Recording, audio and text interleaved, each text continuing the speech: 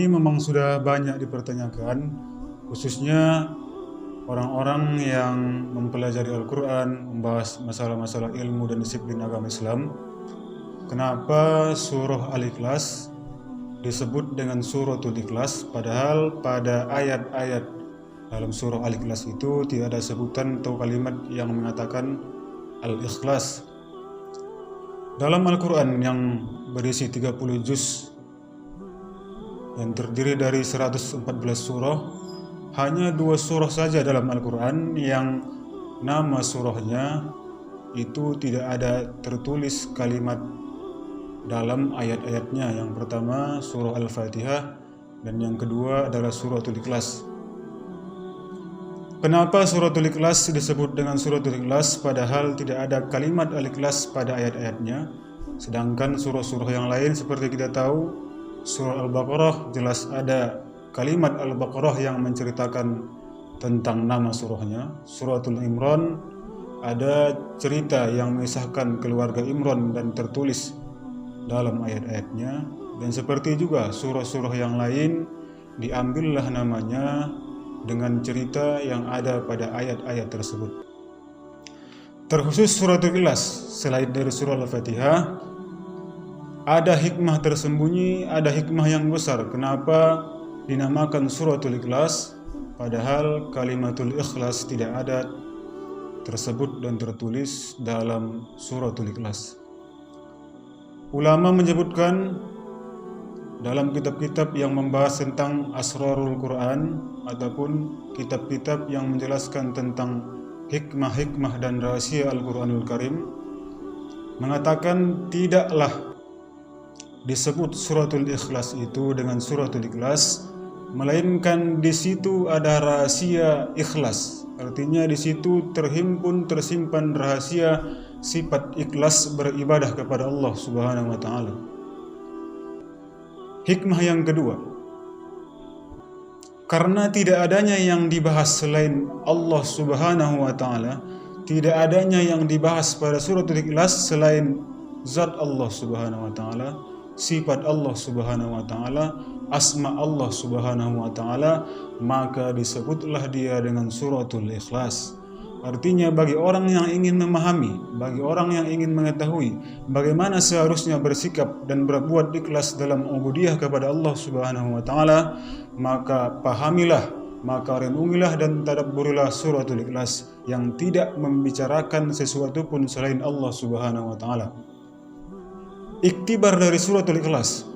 Yang pertama, ayat yang pertama Allah mengatakan Qul huwallahu ahad. Katakanlah bahwa Allah itu Maha Esa. Ayat yang kedua, Allahus Samad. Allah tidak berhajat kepada sesuatu apapun. Lam yalid wa lam yulad.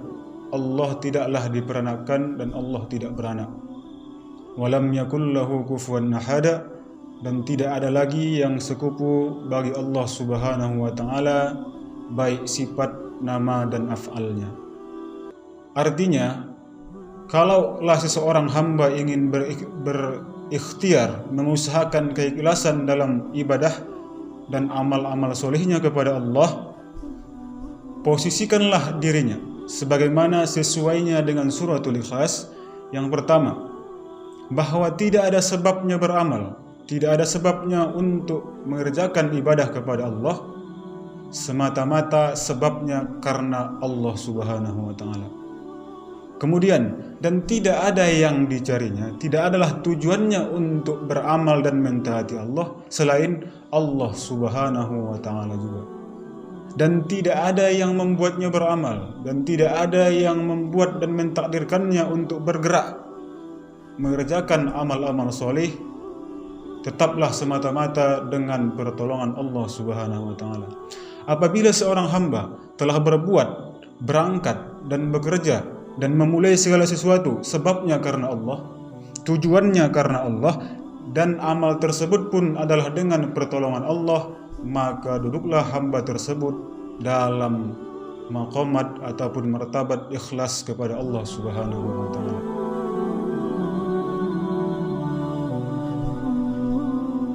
Jadi jelaslah bahwa rahasia kalimat ikhlas pada suratul Ikhlas adalah sebabnya karena dalam suratul Ikhlas adalah semata-mata hanya menceritakan, membahas tentang Allah Subhanahu wa Ta'ala. Qul huwallahu ahad, katakanlah Allah itu Maha Esa, Allahus Samad, Allah tidak berhajat kepada sesuatu apapun.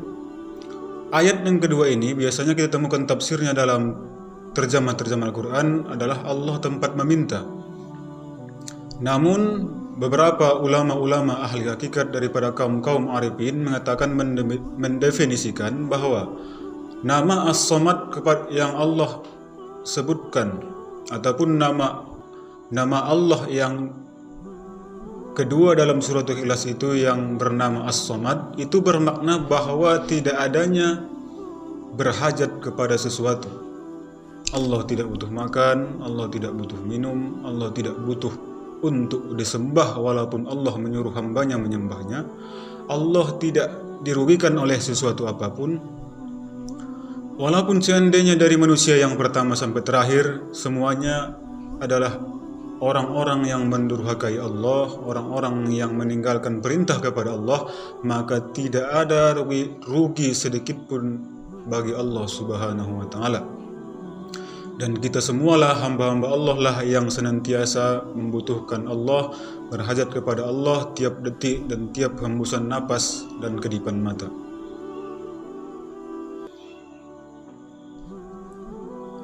Sedangkan suratul Fatihah ini tentunya lebih mudah dipahami dengan banyaknya nas-nas hadis yang telah disebutkan Nabi.